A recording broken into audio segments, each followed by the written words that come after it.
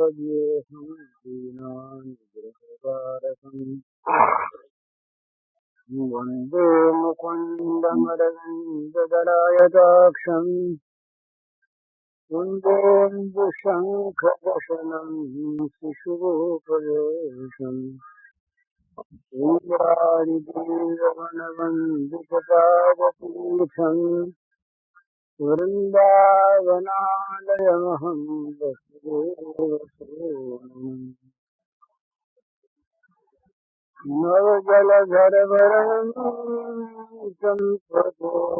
भासिकरणम् विकसितनलिनाशियं विस्फुरन् मन्दहासम् कनकरुचिरफूलं चारुवर्षावशूलम् कमपि निखिलसारं गोपीकुमारम् वंशीविभूषितकरान्नवनीयदाभात् पीताम्बराजनबिम्बफलाधरोष्ठनेत्रात् कृष्णात् परं किमपि तत्त्वमहं।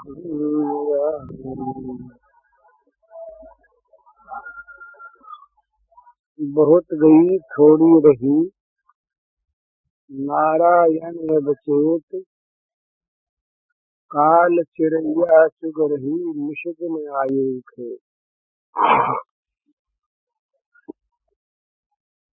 बहुत बड़ा प्रमाद मनुष्य के द्वारा हो रहा है कि जिस काम के लिए वो आया था कबहू के कर करुणा नर देही देत ईश दिन हेतु सनेही। अकारण कृपा करने वाले भगवान ने जिस कार्य के लिए मनुष्य देह प्रदान किया उसकी अवहेलना कर रहा है। समय बीता जा रहा है, काल समीप आ रहा है और जब इंद्रियां आसक्त हो जाएंगी, मन बुद्धि काम नहीं देंगे तो फिर कुछ होगा। काल चिड़ैया चुग रही निषिद्ध में आयु। हम चाहे कुछ न समझते हो तो एक एक क्षण हमारी आयु का समाप्त हो रहा है। ये शरीर मृत्यु के नजदीक पहुंच रहा है, पता नहीं किस क्षण गिर जाए। तो ये बहुत बड़ा प्रमाद है, ये काम पीछे होने का नहीं। जितनी जल्दी कर लिया जाए उतना अच्छा। कृष्ण तुरीय पद पंकज पंजरान के अद्वैव में दिशत मानस राजहंस प्राण प्रयाण समय पहुआत चित्तई कंठावरोधन विधौ स्मरणम कुतस्ते। प्रार्थना करते हैं कि हे भगवान, आपके चरण कमल रूपी पिंजरे में मेरा मन रूपी राजहंस आज ही जाके बंद हो जाए। तुरीय पद पंकज पिंजरान से अद्वैव में दिशत मानस राजहंस आगे पर रखें। जब प्राण निकलने लगेंगे और जब कफवात चित्त से कंठ रुक जाएंगे उसके बाद स्मरण कहाँ होगा। तो ये अवसर मिला हुआ जो है मनुष्य को, इस अवसर में जितना लाभ उठा सके, जितना जो कम से कम इस मार्ग पर आ जाए जिससे आगे कभी दूसरा जन्म मनुष्य का मिल जाए तो फिर चले आगे गाड़ी। मनुष्य का जन्म मिल ही जाएगा ये निश्चय नहीं है, परंतु मानवता में बुद्धि यदि स्थित रही अंत समय में, भगवान में चित्त कुछ रहा, साधन में कुछ प्रवृत्ति रही, तो फिर बचा हुआ साधन करने के लिए दोबारा फिर मनुष्य बन जाएगा। गीता में कहा भगवान ने, जो योग भ्रष्ट हैं, जिनका साधन पूर्ण होने के पहले ही मृत्यु हो जाती है, वे फिर मनुष्य बनते हैं, अच्छे कुल में जन्म लेते हैं और पूर्वाभ्यास पूर्वाभ्यास बस वे अवश्य होकर फिर साधन में लग जाते हैं और काम बन जाता है। तो जीवन में सबसे पहले और सबसे प्रथम सबसे आवश्यक कार्य है भगवान में लगना। यहाँ के और सारे काम हो तो बड़ा अच्छा है, और न हो तो भी क्या है, नहीं तो होना है ना। जब हम मर जाएंगे तब तो नहीं हो गया सारा ही हमारे लिए, तो नहीं तो होना ही है। इस अवस्था में जो करना है उसकी तरफ पूरा ध्यान रखते हुए इन सब कामों को गौण रूप से करते रहे। मुख्य काम तो वही, असली काम तो वही, और यहाँ के जो काम हैं ये आदर्श न बिगड़े, जहाँ तक हो किसी तरह से सुंदर साधता से जीवन निभ जाए, ये ऊपर के मन से व्यावहारिक चेष्टा करते रहें, मन वही है। जैसे किसी वस्तु में मन लग जाने पर और काम ऊपर ऊपर से होते, किसी का लड़का, एकलौता लड़का बीमार हो और मरनासन्न हो, बड़ा उसमें प्रेम हो, बड़ी आसक्ति हो, और दूसरे सब काम करने पड़ते हैं, दूसरे सब काम वो करता है ऊपर के मन से, उसका मन तो वही इस चिंता में लगा हुआ कैसे लड़का अच्छा हो जाए। तो इस चिंता में हमारा मन रहना चाहिए, कैसे मनुष्य में सफल हो जाए। ये अगर निकल गया समय तो फिर बड़ा पश्चाताप होता। शास्त्रकार कहते हैं और सत्य कहते हैं कि पीछे बड़ा पश्चाताप होता है, समय हाथ से निकल जाने के बाद फिर बस चलता नहीं।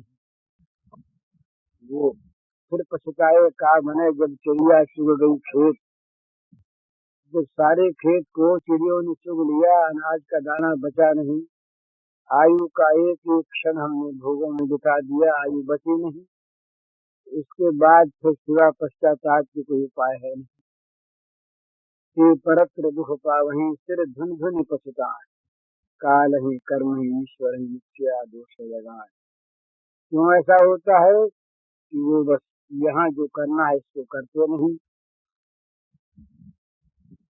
जो न करे भव सागर ही नर समाज रस पाए, सो कृत निंदक मंद मत आत्महन गति जाए। निर्देह माध्यम सुलभम सुदुर्लभम प्लवम सुकल्पम गुरु कर्म धारम, मयानुकूलेन न भस्वते ऋतन, सुमान भवाभुम न तरेत आत्महा। भगवान कहते हैं भागवत में, ये जो मनुष्य का देह है ये बड़ा सुदुर्लभ था, ये सुलभता से हमने दे दिया। ये प्लवम सुकल्पम, ये बड़ा सुंदर जहाज है, भव सागर के पार करने के लिए बड़ी दृढ़ नौका है।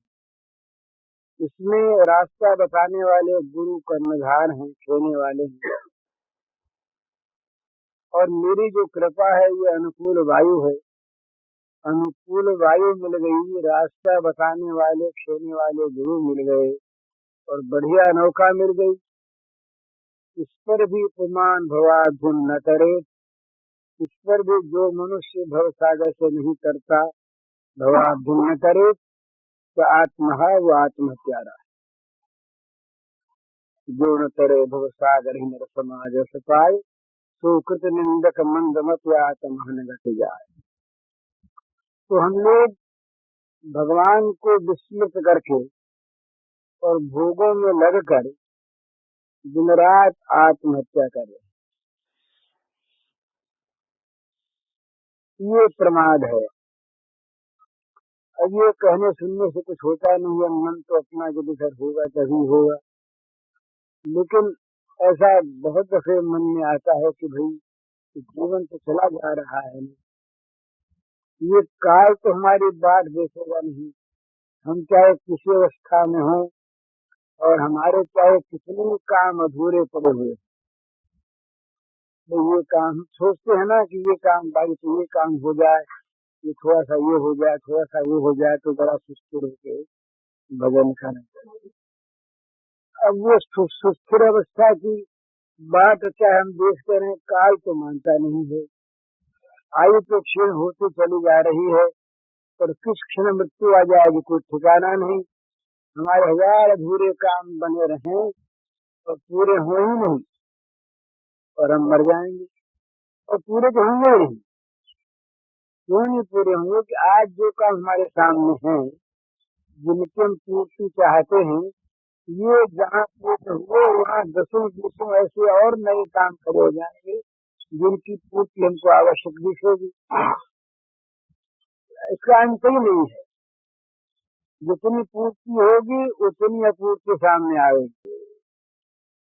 इसलिए हम जिस दशा में हैं, जिस दिशा में हैं, जैसे हैं, जहाँ हैं, वहीं से हमें भगवान की ओर चल देना चाहिए। ये महायात्रा शुरू कर देनी चाहिए, नहीं तो ये अवसर मिलना बड़ा मुश्किल है। बहुत मुश्किल से ये मिलता है, और ये असल में भोगों के लिए है ही नहीं। यही तनु कर फल विषय न भाई। भगवान राम के शब्द हैं तुलसीदास जी की वाणी में, इस शरीर का फल विषय है ही नहीं। ये विषय तो केवल यहाँ पर जीवन निर्वाह के लिए है, भोग के लिए नहीं है। ये हमारे जीवन का उद्देश्य नहीं है। ये तो जीवन शरीर निर्वाह के अर्थ जितना कुछ आवश्यक है उतना सा, और वो भी भगवान की पूजा के रूप। यज्ञ शिष्टास्म संतो मुच्यन्ते सर्वकुल विषयी भुंजते ते त्वघम पापः ये पचन्त्यात्म कारणात्। संसार में जो कुछ कमावे, जो अर्जन करे, वो किस लिए? भगवान की सेवा के लिए यज्ञ, और उससे बचा हुआ जो कुछ भी है यज्ञ से अवशेष, उससे अपना निर्वाह करे। तो क्या होता है कि यज्ञावशेष जो होता है अमृत होता है, और इसको जो खाता है वो पाप से मुक्त होता है। भूंजते तो हम पापा ये पचन्त्यात्म कारणात्। परंतु जो अपने लिए ही केवल अपनी चिंता करते हैं, वो भगवान के प्रसाद नहीं खाते, भोग करते हैं, वो तो पाप खाते। यहाँ पाप में जीवन रहा, जीवन भर शांति भोगी। विषयों का सेवन करने वाले और विषयों की चाह करने वाले आदमी, चाहे दरिद्र हों चाहे बहुत धनी, चाहे उनके पास बड़ा अभाव हो, चाहे उनके अभावों की पूर्ति हजारों प्रकार से हो रही, वे हमेशा चिंतित रहेंगे, हमेशा अशांत रहेंगे। वो कभी भी शांति सुख पा नहीं सकते, क्योंकि है नहीं। ये हम अगर बालू को फेरेंगे तो उसमें तेल कहाँ से आए? ये तो मृग तृष्णा का जल है। जल दिखता है लहराता हुआ, और दूसरे जो आगे जल रहे हैं बढ़े हुए, उनको तृप्त मान रहे हैं। संसार के भोगों में जितने आगे बढ़े हुए हैं वो अधिक अधिक संतप्त हैं, अधिक अधिक जल रहे हैं। पर हम दूर से उनको लहराते हुए पानी में खड़ा देखते हैं भ्रम से। दूर से जो बालू की लहर है वो सूर्य की किरणों से ऐसा मालूम होता है यहाँ तो जल नहीं है। जब हम उस स्थल पर आ जाते हैं तो लहरें नहीं दिखती, जल नहीं दिखता, पर दूर से वहाँ जल दिखता है। तो हम समझते हैं कि वो जल लहरा रहा है, और उस जल में तमाम हरिण जो हैं ये परितृप्त हो रहे हैं, जल पीकर पिपासा मिट रही है, शांत हो रहे हैं। तो ये जो अधिक जल रहे हैं उनके संबंध में हमारी ये धारणा होती, और हम अधिक जलने वालों का अनुकरण करके उनके पीछे चलकर उनके पास पहुंचना चाहते हैं। कुछ तो रास्ते में मर जाते हैं, कुछ वहां तक पहुंचे वो और जलन को प्राप्त होते हैं। तो जलन मिट नहीं सकती। मुझे काम अब कुल से कौन विषय भोग दो गीते, ये कामना की आग मुझे भी नहीं भोगों की प्राप्ति से, ये तो और ज्यादा भड़केगी। तो हमारा ये मोह है, इस मोह के कारण से हम बस जीवन का उद्देश्य ही समझ रखा हमने भोगों की प्राप्ति और उनका भोग। कामोपभोग परमा एतावत् इति निश्चिताः। भगवान कहते हैं इन लोगों ने सिद्धांत बना लिया है निश्चित कि बस कामोपभोग जो है यही जीवन का सार सर्वस्व है। भोग के वस्तुओं को किसी प्रकार से संग्रह करो, प्राप्त करो और भोग, और यहाँ पर कुछ काम। तो ये क्या होता है, बार बार ये पाप करते हैं ऐसे मनुष्य। ससक्ता काम भोगेशु पतंति नरकेषु, और अशुचि नरकों में पड़ते हैं। ये जीवन का परिणाम होता है, तो बड़ा बुरा परिणाम। मनुष्य जीवन हमें प्राप्त हुआ भगवान के लिए, और हमने उसको खोया भोगों के लिए। प्राप्त हुआ पाप में सबका नाश करके मुक्त होने के लिए, और हमने यहाँ आकर के बटोरा पापों को। और दूसरी योनियों में पाप नहीं बटोरे जाते, वहाँ तो कर्म भोगे जाते, फल भोगा जाता है। और यहाँ नया पाप पुण्य बटोरा जाता है। ये क्षेत्र है। भगवान ने कहा ये जो ये शरीर है ये क्षेत्र है। इदम शरीरम कौन्तेय क्षेत्र नित्य विधीयते। अर्जुन, ये जो शरीर है ये खेत है। क्षेत्र माने खेत। इस खेत में हम जैसा बीज बोते हैं उसी प्रकार का फल हमें अनंत अनंत जन्मों में, अनंत योनियों में मिलता रहता है। योनियां भी इसी कर्म फल से मिलती है, और योनियों में भोग भी उस कर्म फल से मिलता है। ये मानव जन्म का परिणाम है। तो मानव जन्म में हमने अगर बुरे कर्म किए, अशुभ कर्म किए, पाप बटोरे, इसलिए भोगों के लिए, तो वो हमारा बड़ा दुर्भाग्य हो गया। यहाँ की ये कहना बुरी बात मालूम होती है, और यहाँ का सर्वस्व नष्ट हो जाए, कोई हानि नहीं होती। ये तो नष्ट होने वाला ही है ना। मर गए तब नष्ट हो गया कि नहीं? जब मर गए तो अरबपति के अरब रुपए, राजाओं का राज्य, ये क्या उनके साथ रहा? ये नष्ट होने वाला, इसमें कोई गलती है कि सारा का सारा नष्ट हो जाए, मिला हुआ भी और न भी मिले। लेकिन यदि भगवान में चित्त वृत्ति लग जाए तो मानव जीवन का परम लाभ मिल गया। जो मनुष्य को करना था वो कर लिया, और ये सब मिल गए, और वृत्ति भोगों में रही, तो वो जीवन राक्षसी जीवन है। असुर की भांति भोग भोगते रहो, लोगों को जो बीच में आते हैं उनको नष्ट करते रहो, उनका बुरा चाहते रहो, और इसी में मर जाओ। क्या होगा? तमोगुण में मन रहेगा अंत काल में, तो अधो गच्छन्ति तामसाः, वो नीची गति को प्राप्त होंगे। नरके नियतम वासो भवति कृष्ण, उनका नरक में नियत वास होता है। मैं नरक उनका घर बन जाता है। तो नरक को घर बनाने के लिए हम अगर मनुष्य जीवन में कर्म करें तो कितना बड़ा हमारा प्रमाद है, कितनी बड़ी हमारी भूल है। हमने यहाँ पर आकर के नरक को घर बनाने का आयोजन कर दिया। किस लिए? उन भोगों के लिए जिनका प्राप्त होना निश्चित भी नहीं, और प्राप्त होने पर जो रहेंगे नहीं, और प्राप्ति की चेष्टा में प्राप्त होने पर भी जो दुख देंगे। जितने भोग जो हैं ये प्राप्त करने की चेष्टा में दुख देते हैं, और प्राप्त होने के बाद नए नए दुखों को उत्पन्न करते हैं, और पूरे प्राप्त होते नहीं मन चाहे, और होते हैं वो नष्ट हो जाते हैं, छूट जाते हैं।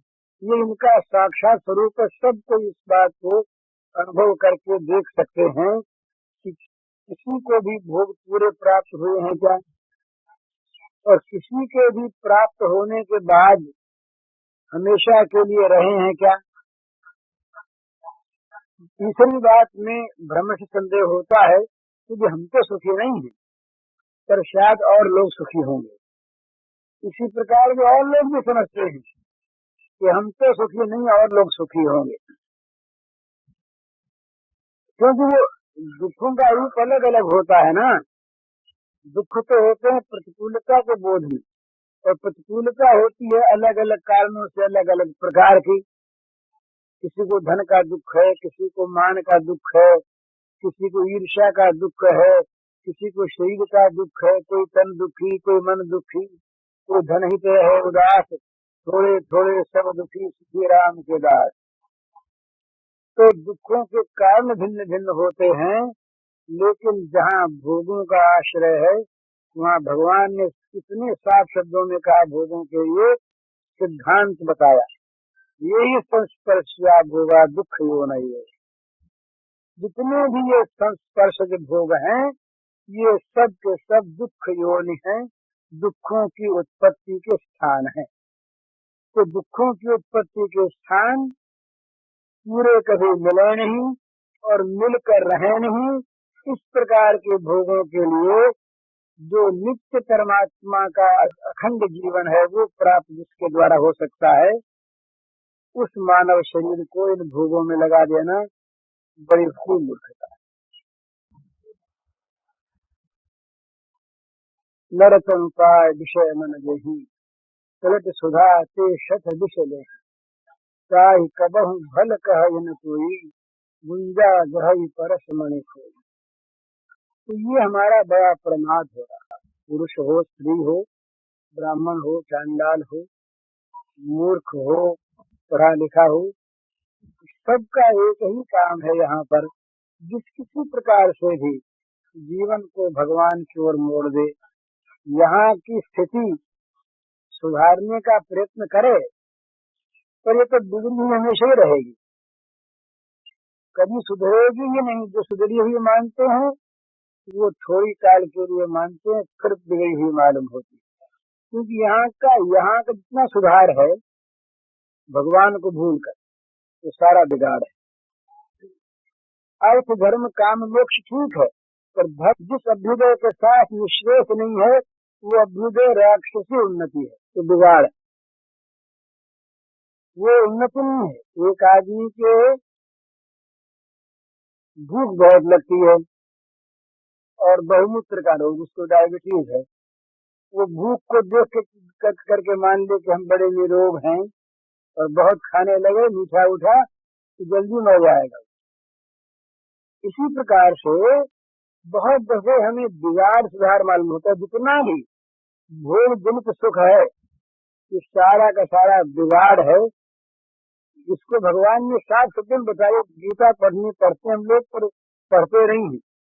भगवान ने कहा कि भोग सुख को तुम सुख मान के अमृत मानते हो तो जहर है, तो बिगाड़े बिगाड़ है। विषेन्द्रिय संयोगात ये तो गदरे अमृतोपमं परिणाम है विषय। अर्जुन, इंद्रिय के साथ विषय का संयोग होने पर जो सुख होता है तो मालूम होता बड़ा अमृत मिलेगा, बड़ा मीठा, परंतु भैया परिणाम है विषय, परिणाम ये जहर का काम करता है। यहाँ जो उन्नति समझते हैं ये अवनति है, सुधार समझते हैं ये बिगाड़ है, अमृत समझते हैं ये जहर है, सुख समझते हैं ये दुख का रूप है, प्रकाश समझते हैं वो अंधकार है। उल्टी बुद्धि हमारी हो गई। ठीक ठीक हम देख नहीं पाते, उल्टा देखते हैं, इसलिए प्रमादवश इन्हीं की ओर जैसे पतंग जाता है वो जोत की तरफ जल मरने के लिए, इसी प्रकार हम रात दिन विषयों के दौड़े चले जा रहे हैं पतंग की भांति। देखते कि नहीं कोई रोकता है तो उससे लड़ पड़ते हैं कि तुमने हमारे मार्ग में बाधा दे दी। वो अगर दीपक को बुझा दे, इसको जिसमें पतंग जाके जल मरना चाहता है उस दीपक को बुझा दे तो क्या उसका उपकार करता है या अपकार करता है? मरने से बचा लिया। उसके रास्ते में यदि उसके रास्ते में यदि कोई कपड़ा पर्दा डाल दे न पहुंचने के वहां तक, तो उसका उपकार किया कि अपकार किया। इसी प्रकार भगवान कभी कभी बड़ी जो कृपा करते हैं तब भोगों को हरते हैं। जब भोग में अत्यंत आदमी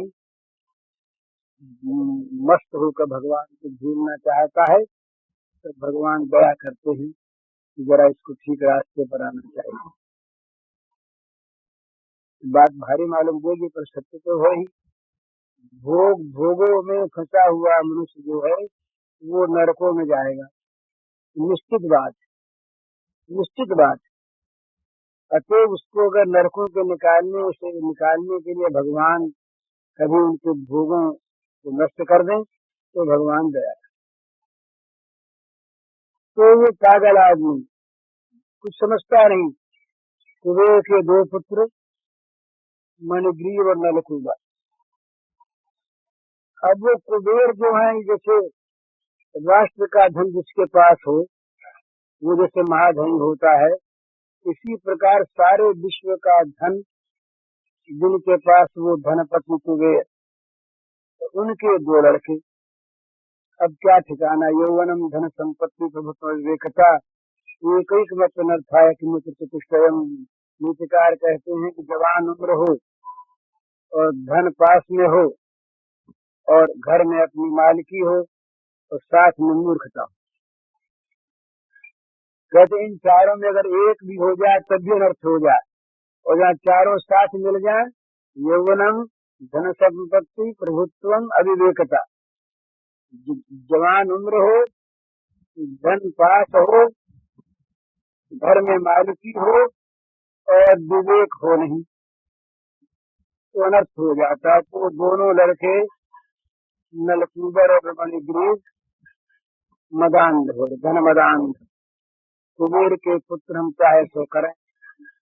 तो जब आदमी नशे में अंधा हो जाता है तो उसको न लाज के न लोक के न वेद को कहो करे, उसमें हो जाता है। तो ये अपना कुछ गंधर्व कन्याओं को साथ लेकर और ये जल विहार कर, होश तो था नहीं, मत थे। कौन जाता है कौन आता है, किससे कैसे बोलें, कैसे बर्ताव करें, कैसे रहें, ये तो जब विवेक होता है तब होता है। जब मनुष्य का विवेक हो गया तो मर गया। तो विवेक था नहीं तो ये बस अंधे हो रहे। तो उधर से नारद जी जा रहे। नारद जी बड़े दयालु हैं, वो सभी को लगाना चाहते हैं भगवान में। दवा अलग अलग देते हैं, जैसा रोग ऐसी दवा होती है। दवा तो सबको ऐसी थोड़ी होती है। तो रोग मुक्ति एक चीज है, रोग से छूटकर निरोग हो जाना ये तो एक व्यवस्था है। तो रोग अलग अलग होते हैं, दवा अलग अलग होती है। तो ये जब नारद जी निकले उधर से तो सारी स्त्रियां जो हैं नारद जी को देखकर निकल के सरोवर में से अलग अपने हो गई, कपड़े उपड़े पहन लिए। ये दोनों धर्मदान थे, बड़े उद्दंड। ये बिना वस्त्र पहने नारद जी के सामने खड़े रहे। नारद जी ने कहा धर्मदान हो, तुम्हारा ये मत उतरना चाहिए। जाओ जाओ तुम वृक्ष बन जाओ, जड़ वृक्ष बन जाओ, जड़वत खड़े हो वृक्ष बन जाओ। तो वहाँ भागवत के टीकाकारों ने महानुभावों ने ये कहा कि भाई क्या नारद जी को गुस्सा आया? क्या गुस्सा आया तब तो फिर भगवान के भक्त महात्मा कहाँ रहे? तो कहा गुस्सा नहीं आया, ये तो दवा का प्रयोग किया।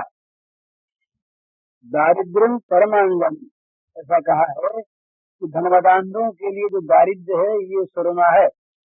जो धन के मद में अंधे हो रहे हैं उनके लिए जो दरिद्रता है ये उनकी आंख खोलने वाला सुरमा है। तो ये सुरमा लगाया नारद जी।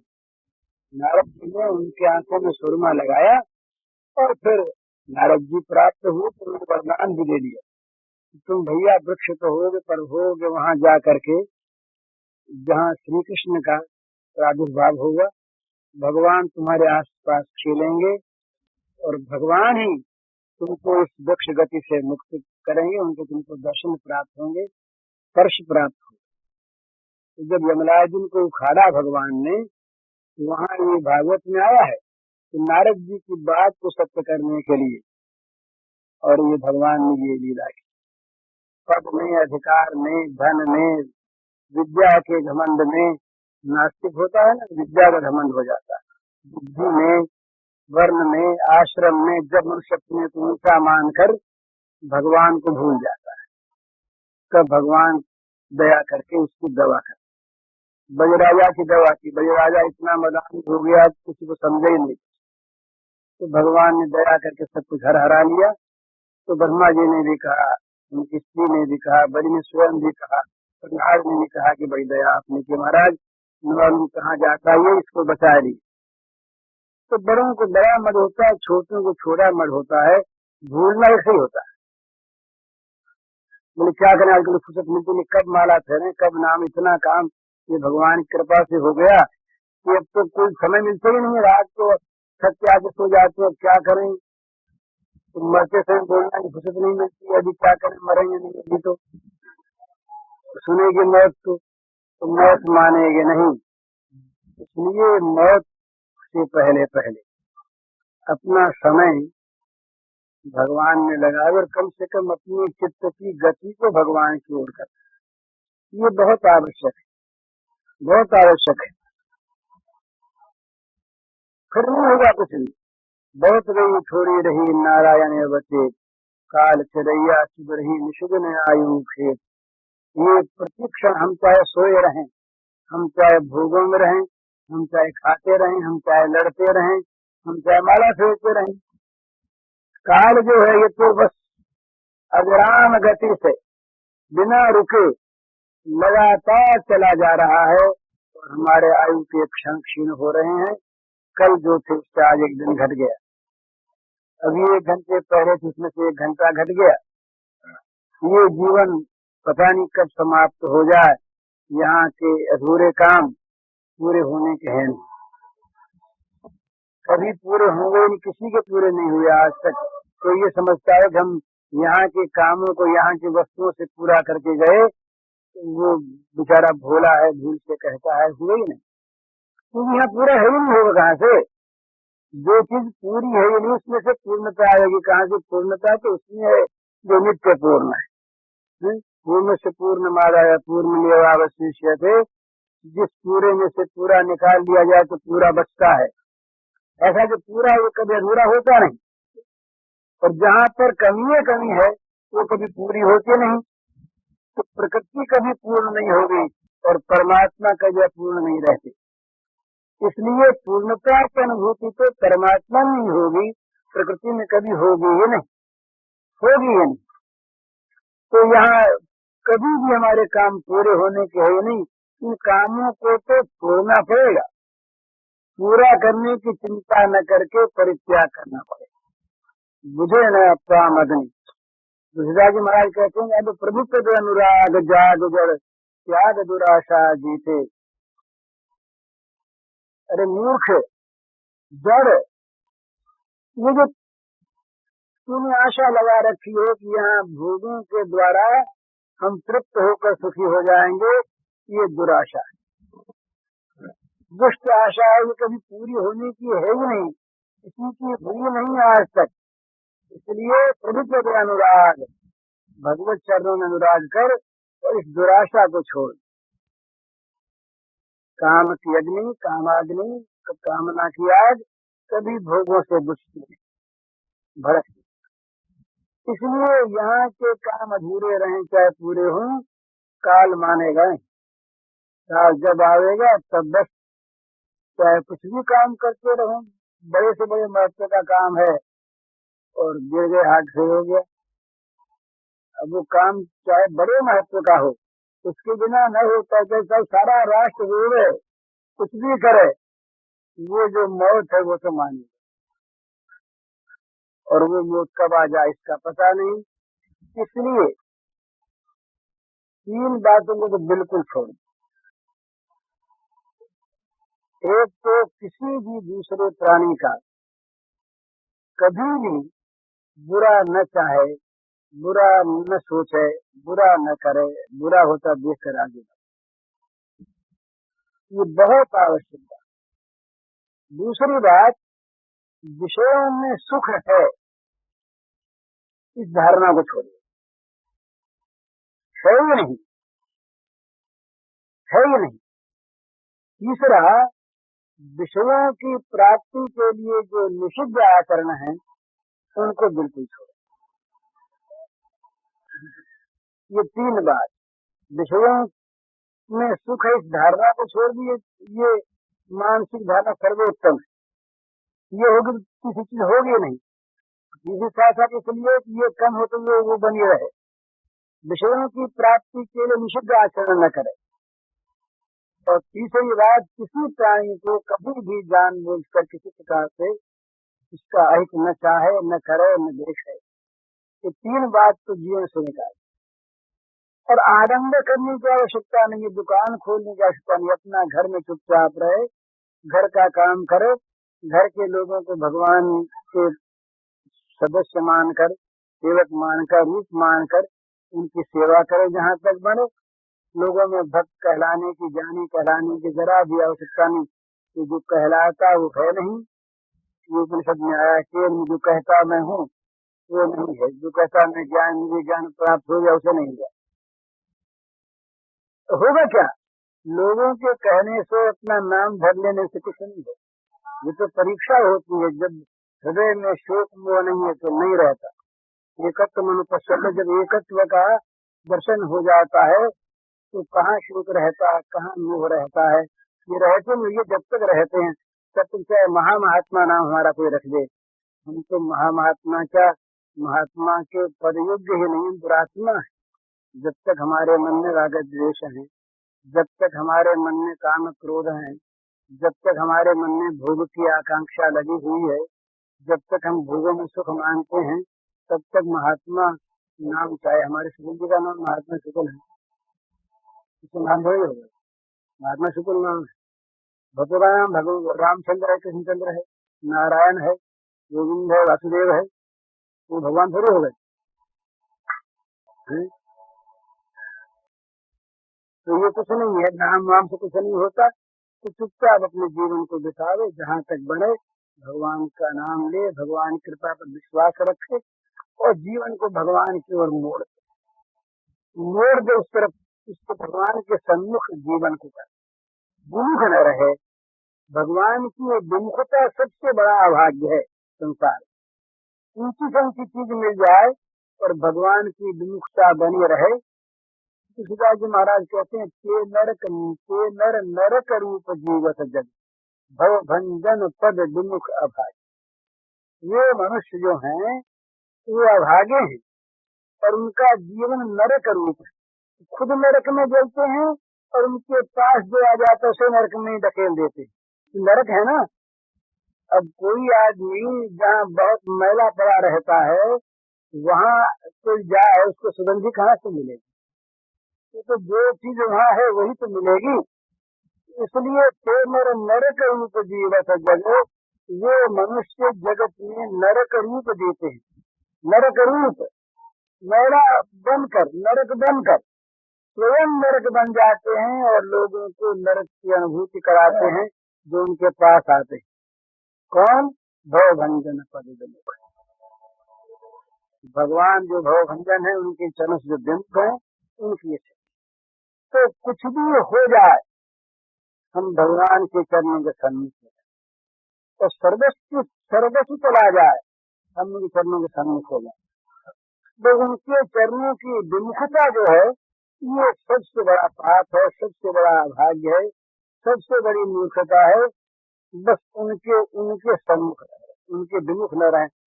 इसे सुना जाना हमने कि ब्राह्मण 12 प्रकार के मनुष्य को ब्राह्मण एक चांडाल है। ब्राह्मण में सब गुण हैं परंतु एक गुण नहीं है, विप्रा विशुद्ध गुण अरविंद नाभ पादार अरविंद विमुखा। तो अरविंद नाभ भगवान के चरणार बिंद से विमुख है और सब कुछ है। इसी प्रकार धनी के पास धन है, अधिकारी के पास अधिकार है, राजा के पास राज्य है, विद्वान के पास विद्या है, सब कुछ है। परंतु यदि भगवत चरणार्जुन से विमुखता है तो वो नरकों का अधिकारी है, वो स्वयं ये नहीं कर सकता, दूसरे को क्या करेगा, नाम उसका चाहे बड़ा भारी हो। इसलिए दूसरे की ओर न देख कर, दूसरे की ओर न चाह कर चुपचाप अपने जीवन को भगवान की ओर लगा दे, उनसे प्रार्थना करता रहे। घरों में सोया हुआ मंत्रों की आवश्यकता नहीं, श्लोकों की कविता की आवश्यकता नहीं, अपनी भाषा में अपनी बोली में भगवान से कहता रहे कि नाथ हमें सम्मुख बनाया रहे, तुम्हारे चरणों के सामने रखो, चाहे कुछ मत दो, चाहे सब हर लो, चाहे नरक में भेज दो, नरके व नरकान तक काम, जहाँ इच्छा हो, दिवीवा भुविवा, जमीन पर हो, आसमान में हो, स्वर्ग में हो, नरक में हो, कहीं ले जाओ, हैं बस तुम्हारे चरणों की दृष्टि बनी रहे हमारे ऊपर, हम तुम्हारे चरणों को देखते रहें। तिल कर्म ले जाए मोहि, जह जह अपुण्य बरियाई, तह तह जन छिन शोभ छाड़ियो, कमस अंध की नाई। प्रभु कहीं भी ले जाओ, मेरे कर्म कहीं भी ले जाए, नरक में ले जाए, स्वर्ग में ले जाए, मनुष्य बना दे, पशु बना दे, कुछ भी बना दे, लेकिन क्षण भर के लिए भी तुम अपने छोर को मत छोड़ना, तुम्हारी कृपा बनी रहे, तुम्हारे चरणों की ओर मैं देखता रहूं, कहीं भी कहीं भी कोई आपत्ति नहीं। इस प्रकार चुपचाप भगवान के साथ अपना संबंध जोड़े रहे, दिखाने की आवश्यकता नहीं मेरा संबंध भगवान से, कुछ नहीं, तो भगवान तो अपने है, उनसे अपना संबंध है, कोई विनोरत हो तो इतना उसका, वो तो अपने लिए अपना काम करना है। तो चुपचाप अपने जीवन को भगवान में लगाए रखे, दुनिया चाहे कुछ भी कहे, कहने अच्छा कहे तो ठीक, और अच्छा न कहे तो और ठीक, विघ्न कम आवे, विघ्न कम आवे। अच्छा कहलाने में बहुत विघ्न है, बुरा यहाँ के भोगों को जिस किसी रूप में चाहता है, ये मानो जीवन में विघ्नों को बुलाता है। तो कैसा हम दुखी होगा, दुखी कैसे क्यों नहीं होगे, तुम तो बुला रहे हो, जो विघ्न करने वाली, यहाँ का यश, यहाँ की कीर्ति, यहाँ का मान, यहाँ की बड़ाई, यहाँ का धन, यहाँ के पुत्र, यहाँ का सामान, ये सच पूछिए अगर भगवान से विमुख है तो सब का सब नरक रूप है, दुखदायी है, फंसाने वाला है, विघ्न सब विघ्न, कोई भी अच्छी चीज नहीं। डरो सुसम पद्धन ये भगवान ने, ये तुलसीदास महाराज ने कहा, तभी ताई कोटि बैरी समझ जग परम से नहीं। हमारा वो अपना आत्मा भी इतना स्नेही नहीं है जो भोगों में लगा है, भोगों में लगने वाला अपना मन भी अपना बैरी, भोगों में लगने वाली अपनी बुद्धि भी अपनी बैरी, भोगों में लगाने वाली अपनी इंद्रियां भी अपनी बैरी, ये सब बैरी है। इसलिए सच्चा सुख, सच्चा हित उसमें है जो हमें भगवान में लगा दे, वो चाहे दारिद्र हो, वो चाहे दुख हो, वो चाहे पीड़ा हो, वो चाहे कोई मनुष्य हो, तुमसे ये सो सर्वभांति परम हित, पूज्य प्राण ते चारो, दासु हो स्नेह राम पद, ये तो मत हमारा। इसलिए मरण धर्म हम लोग हैं, मृत्यु समीप है, तो जो कुछ भी करना हो वो अपने उसमें लग जाना चाहिए, काल बिताने की आवश्यकता नहीं। समय कहाँ है, बीता आई मृत्यु, तो लटक रहा है पर तलवार कर, न मालूम किस क्षण मर जाए। इसलिए भाई यहाँ जो कुछ है होता रहे, यद भाव्यम तद भवति भगवान, ये भगवान यहाँ जो कुछ होना है वो होता रहने दो, इसके लिए हमें हमारे मन में न चिंता होती, जो होता है होता रहने दो, कोई मरता है मरे, जिए जिए, हम क्या करेंगे, हम भी तो मरने वाले हैं, लेकिन हमारा मन बस लगा रहे, ये प्रार्थना करें और जीवन को भगवान में लगाने की चेष्टा करें, तभी जीवन के साथ बात का होगा। बात तो बहुत करते हैं, कुछ आगे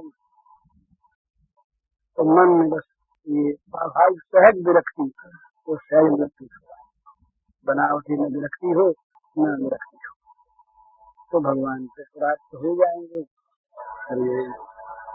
पूज्य श्री भाई जी के इस प्रवचन का शीर्षक है चेतावनी बहुत गई थोड़ी रही, और इसका कैसेट संख्या है 26।